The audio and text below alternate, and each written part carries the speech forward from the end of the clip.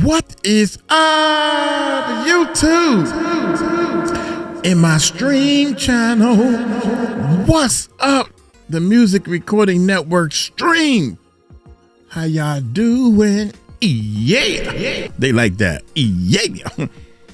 Check it out, man. The Dave story. Lordy day, man. Y'all thought the Puffy story was strange.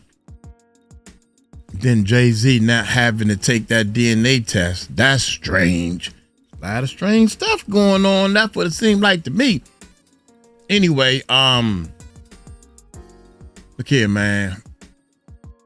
I can't believe, can't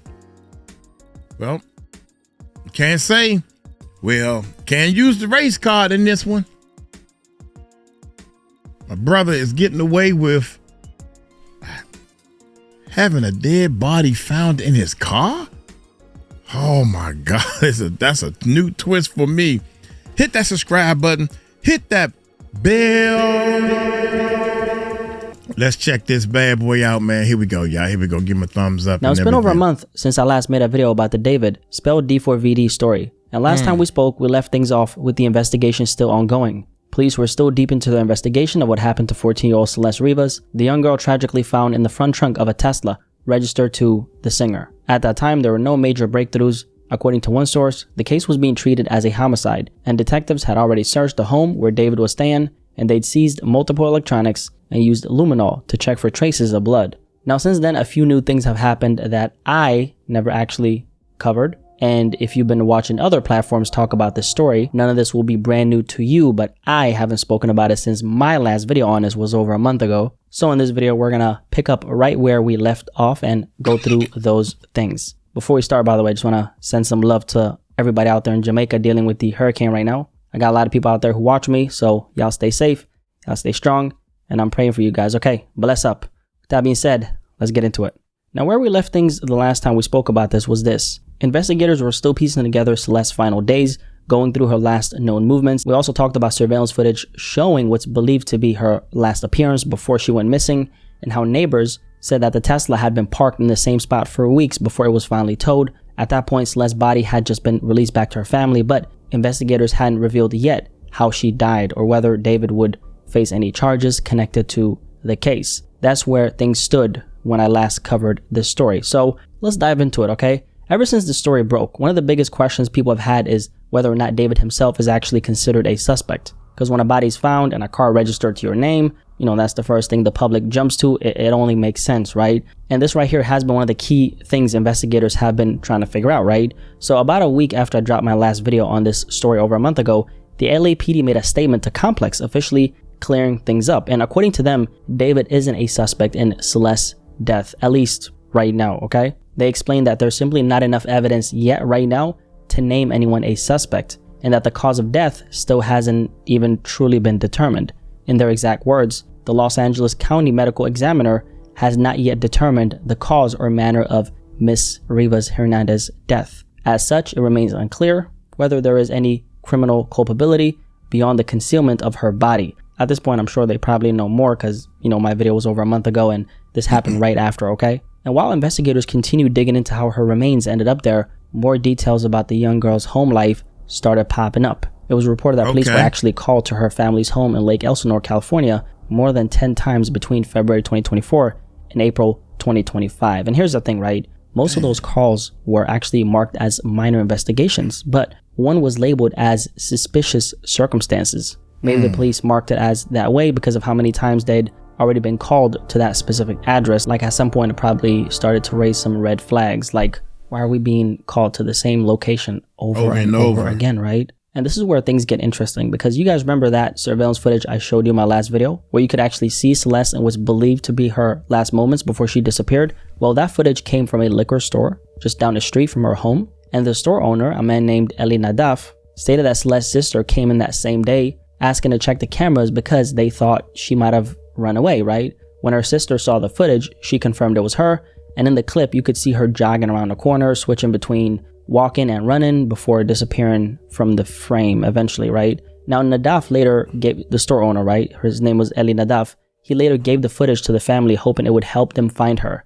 Now, on the particular day of that footage, which was March 19th, 2024, something else came out after my last video. It turns out, on that same day that Celeste was seen in that liquor store footage, police received 3 separate calls from that same address, her family's home in Lake Elsinore. And this next part gives it a little more context. An ex-boyfriend of hers, his name is Damien, he's a young boy, he told TMZ that back when she was in 7th grade and he was in 8th grade, him and Celeste actually dated for a while. And he said that she once mentioned she was planning to run away, but at the time, nobody really took her seriously. The young boy stated that they had PE class, physical education for my international viewers, and during that class, Celeste told him and his friend that she was planning to run away. And she allegedly said it was because of her parents. Damon also mentioned that 14-year-old Celeste didn't really get along with her parents. He said she told him they were mean to her. Now, I don't know what that specifically looked like behind closed doors. Obviously, I'm not going to speculate, but that's what he shared. Okay, Damien shared this from his own experience in his own words. Did she talk at all about her relationship with her parents? Kind of. She just said they were mean or whatever. She didn't like them. Yeah, I didn't think it was gonna happen like at all, cause like she was always like so happy and stuff. We were at PE and she told me and my friend that she was running away, and she said it was because of her parents. And the next day she wasn't at school, and like that's the last time I saw her. And when it comes to her saying that she was gonna run away, Damon explained that she was saying all this in a joking way and that she seemed happy at the time, so they didn't really think it was serious. But the next day, Celeste wasn't at school anymore, and according to Damien, that was actually the last time he ever saw her. I don't know if the young boy, Damien, has been interviewed by law enforcement, but if he has, that could definitely offer investigators a few more clues. Now, personally, I don't think the young boy is lying. I mean, why would he? He generally comes across as a good kid, generally, and I'm not doubting that he had good intentions by speaking out, especially considering that he was her boyfriend, right? And I'm sure the whole thing for him has been a shock, right? And honestly, I commend him for speaking up and being willing to talk about it publicly. So if you're watching this, Damien, salute to you, young man, for speaking on it and offering the public a little more insight into who Celeste was and what she might have been going through. And you know, I do think it's notable that she was already talking about running away back then, because here's the thing. After everything we've learned about Celeste so far, it's clear that she had a complicated situation at home, which a lot of kids do, right? I don't know exactly what that looked like, and out of respect, I will not speculate on that. But let's just say this, a child doesn't go searching for safety or validation outside their home unless the place that's supposed to protect them starts feeling less safe than the outside world. And that's not a job at the family or me trying to assign blame. All I'm saying is, yes, children make decisions that don't always make sense, but they shouldn't be held accountable the same way adults are. That's not how it works. Because I always like to say that children aren't proactive in how they move through life, they are reactive. Their prefrontal cortex, the part of the brain that handles logic and judgment, isn't even fully developed yet. And here's the thing, a lot of people don't realize, even though the brain stops growing in size during the early teen years, it keeps fine-tuning how it works all the way into your mid to late 20s. That part right behind your forehead, my big ass forehead, the prefrontal cortex is actually one of the last areas to mature. It's responsible for things like planning, prioritizing, and making smart decisions. So, when we talk about Celeste, we're literally talking about someone whose brain wasn't even close to being finished developing. So, you can't hold a child to the same standard of accountability as you can an adult. Now, shifting gears back to the actual case. Investigators have described this whole thing as complicated. And one of the biggest pieces still missing right now is the official cause of death, right? That's what we spoke on earlier. The LAPD captain leading the investigation said that the medical examiner may actually hold the keys to this entire case. That's why even months later, the case officially hasn't been classified as a homicide. Aside from one official source who apparently had inside info, that's beside the point. Detectives are still working closely with the medical examiner right now. They're also reviewing footage from the vehicle's cameras to see if anything captured the person or people who might have placed Celeste inside the front trunk of that Tesla. And lastly, police also confirmed they're still looking into the reported relationship between Celeste and David, but at this stage, they're not pursuing any suspect or any persons of interest. That's another thing a lot of people have been wondering about, and as you can see, it's still in the gray area. We still don't really know what it is that they're doing, but personally, I imagine that the investigators are going to need more than just digital evidence to move forward with something like that, okay? Because if that part of the story ever comes into question, we're talking about statutory crime, okay? Statutory crime, you know what I mean? And at this stage, what's more important to them than speculation is figuring out the cause of death, okay? That's the piece everything else depends on. Now, the next part is something I've been trying to avoid talking about in all my videos about this. I haven't mentioned it once, mainly because of how sensitive and messy online conversations can get, but it's also a part of the conversation that has recently came out, okay? So I have to talk about this. It's only right we talk about it. According to new information from the official death certificate, Celeste's cause of death is still listed as deferred, meaning the medical examiner hasn't been able to determine exactly how she died. They're still waiting on toxicology results and lab tests before they can see for sure whether this was foul play, an overdose, or something else entirely. But here's where things take a turn, and this is the part that I was talking about that came out like a few days after I dropped my video over a month ago, right? For weeks, a lot of people were pushing rumors and theories that Celeste might have been pregnant. And again, this is why I didn't speak on it earlier, because people are just kind of running with wild theories that have zero confirmed facts to them. But the official documents make it clear that she was actually not pregnant and had not been pregnant in the last year. Now, that line alone answers a big part of what people have been speculating about. It also shows you how quickly misinformation can spread when people are just talking. Like, literally, they don't even know what the fuck they're talking about, right? They're just talking. Now, the next thing I never covered in my last video from over a month ago is something that completely changes the timeline of this whole story, right? There's some footage that surfaced, and it rewrites what we thought we knew about Celeste's last known movements. This video was recorded by a neighbor's Nest camera outside her parents' home in Lake Elsinore, California. Now, the scoop was that Celeste went missing back in April of 2024. This was the story, right? She went missing back in April of 2024, and that her family hadn't seen her since. But this new clip captured by a camera on September 8th, 2024, exactly 1 year to the day before she was found, crazy, right, proves otherwise. Let me talk real quick, okay? You gonna let me talk? I ain't gonna let you talk. No, you ain't gonna let me talk. Why you not gonna let me talk? You tripping. I ain't tripping. Nah, you tripping. Out the door and you tripping. Oh my god. Nah, cause you tripping. Move the out of here. I ain't gonna do shit. I ain't gonna do shit. You better get over there.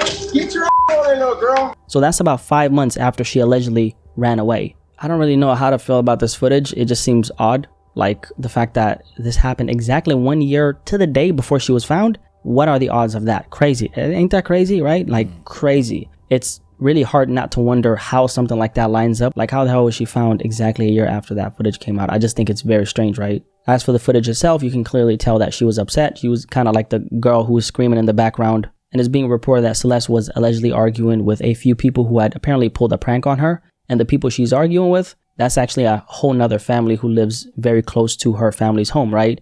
And after that confrontation, by the way, those neighbors reportedly went to Celeste's home to apologize. And according to what's being said, her dad answered the door, but he seemed pretty unbothered, pretty unfazed by the whole thing. So I don't really know what's up with that. Now, the issue with this footage is that it kind of contradicts what we've heard from the family, which has led to a lot of scrutiny online. And I'm not here to tell you what to think. I'm just presenting the information as it's come out. Now, the next thing we have, and this is something I never covered in my last video, is a case of swatting. There was apparently a swatting incident at one of David's family homes in Texas. For anyone who doesn't know what swatting is, it's when someone makes a fake emergency call to the police claiming there's a violent situation happening at a certain address. A lot of famous people have been victims of this before. It's basically a way to kind of like taunt or harass somebody using law enforcement as the weapon. And obviously this is completely dangerous, it's illegal, and it's meant to trigger a heavy police response, usually SWAT teams, to someone's house as a prank or intimidation tactics. Now, in this particular case, deputies in Waller County, Texas, sped through the night after a 911 call came in claiming there had been a deadly shooting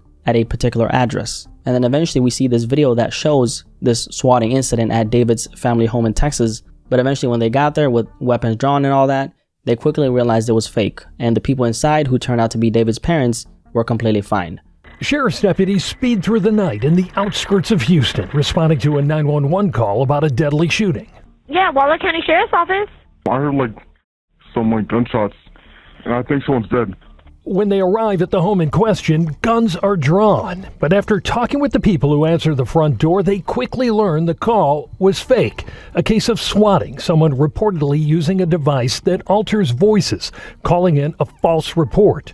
In this case, the people living in the house were the parents of David. The caller had used a device to disguise their voice, which is a pretty common trick in these swatting cases for anonymity purposes. Now, I don't think this was necessary or right at all, no matter what you think about David or this whole situation. At the end of the day, this is his family, right? And I don't personally think they deserve to be dragged into something like that. Now, luckily, they ended up being safe. Nothing happened, right? And here's the thing with swatting. it doesn't always end with things end up being fine, because there's been incidents where people have actually lost their lives because of it. In 2017, Barris thought he was swatting the home of a video game rival after a fight over a bet for $1.50.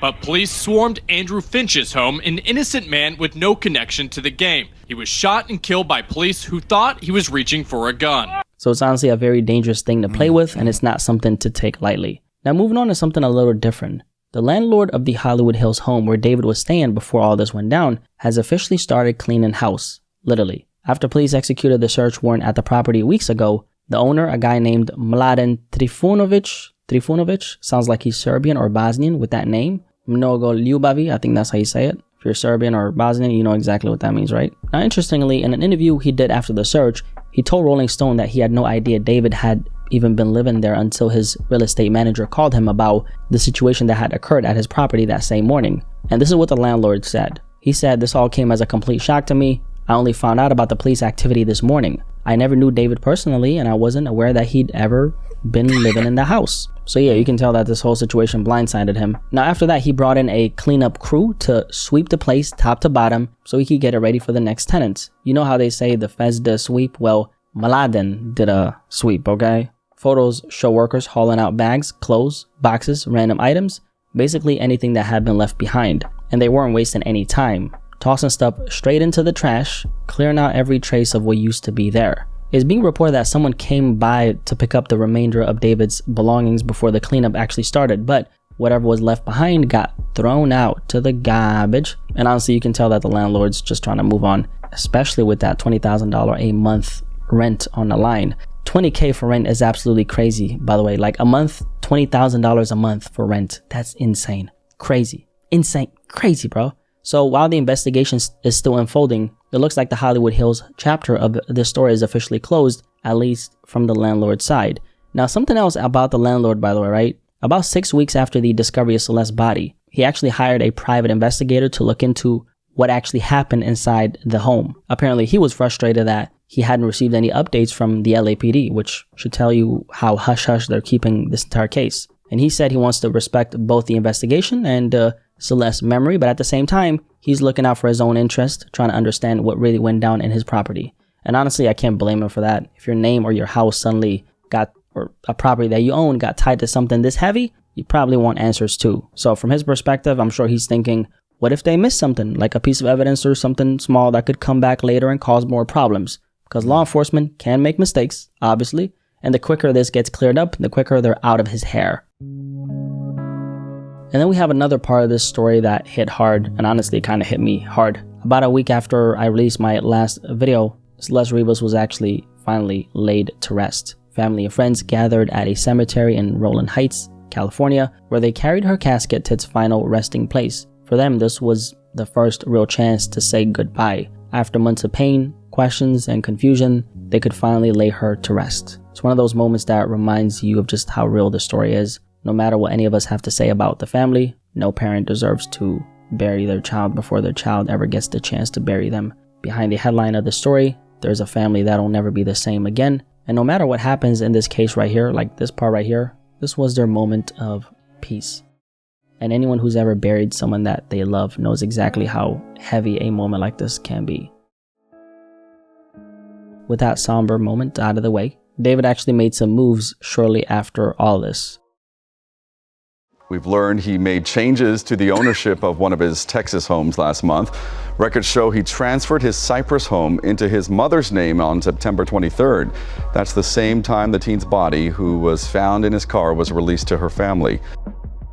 According to new reports, David transferred ownership of one of his homes in Texas to his mother around the same time Celeste's body was released to her family. The property, located in Cypress, Texas, just outside of Houston, was officially transferred into her name on September 23rd. Now, the timing of that transfer definitely raised some eyebrows, especially since it happened right as Celeste's body was being returned to her family, and the case was dominating national headlines. And I know a lot of people might be wondering, why would he do something like that? Well, there are a few possibilities. The number one being taking preemptive action in case he gets sued. Because here's the thing, no matter how the situation ends, something is likely to happen legally. If I had to take an educated guess, and obviously I'm not a lawyer, if your lawyer looks like me, you're cooked. He could be facing a civil lawsuit sometime down the line, right? since the Tesla was registered in his name, he could potentially be sued for negligence or something related to how that vehicle was handled, since it was his vehicle, right? And it was in his name. And civil cases are very different from criminal ones. This wouldn't be about proving guilt beyond a reasonable doubt. It'd be about financial responsibility. So if that house or any other major assets he owns are still under his name, that's the kind of stuff lawyers might come for first. So transferring it to a family member could just be his way of protecting, it probably actually is his way of protecting what he can before anything like that happens. So logically, it makes sense that he'd do something like this. He's just trying to really protect a bag he's already built. It's really that simple, right? Doesn't mean he's guilty of anything. It just means he's being proactive, taking precautions in case things ever move in that direction. Now, the next thing that we have is that law enforcement has actually officially seized every piece of surveillance footage from the rental that David was staying at. And apparently when they executed that search warrant last month, they took all the recordings from multiple security cameras on the property. And those cameras will, of course, show who was coming in and out of the property and who was around the house during that period, right? So let's just say that if Celeste was ever at that property before her death, the footage could be the key to proving that, right? So this is pretty big. Now, the landlord stated that he hasn't seen any of the footage himself and that he apparently didn't have access to the cameras in the first place. According to him, he wanted to give his tenants privacy, so he couldn't even check the footage if he wanted to. That's according to him, right? And the landlord apparently asked the LAPD for a copy of the warrant and a list of what was seized, but hasn't gotten a response as of right now. So as of right now, police are the only ones who know what's actually on those tapes. If that footage shows anything linking Celeste to the house, that could completely reshape how this whole story is viewed, right? Now let's talk about how David has been moving legally, because he's definitely been making some major moves behind the scenes. Now, David has actually hired Blair Burke, one of Hollywood's top criminal defense attorneys, to represent him in all of this. Now, for anyone who doesn't know who Blair Burke is, she's that lawyer, okay? She's that lawyer. Her client list is stacked. We're talking Kanye West, Mel Gibson, Lindsay Lohan, Britney Spears, and even Harvey Weinstein. Interesting. So yeah, this isn't some random lawyer you find on Google, right? This is who Hollywood calls when things get serious. And honestly, from a legal standpoint, this makes complete sense. I mean, this is the kind of attorney you hire when you're expecting a long, complicated legal battle, which David most likely will have in front of him, or at the very least when you're preparing for one. Now, to be clear, police still haven't named David as a suspect, right? But hiring someone like her is basically his way of saying, I'm not playing around with this. I'm not taking no motherfucking chances, right? So he's protecting himself, and more importantly, he's protecting his future. So obviously, let's not forget, just because he did this doesn't mean that he's guilty. The dude clearly has the money to afford a very good criminal attorney, and honestly, a move like this is probably coming out of his label's budget, right? So it's not coming out of his own pocket, and that's how the industry works. The label will protect its investment, because David is an investment. He's an asset to his record label, no matter what. Yeah, right. Keep on believing that bull. You can keep on believing that one right there.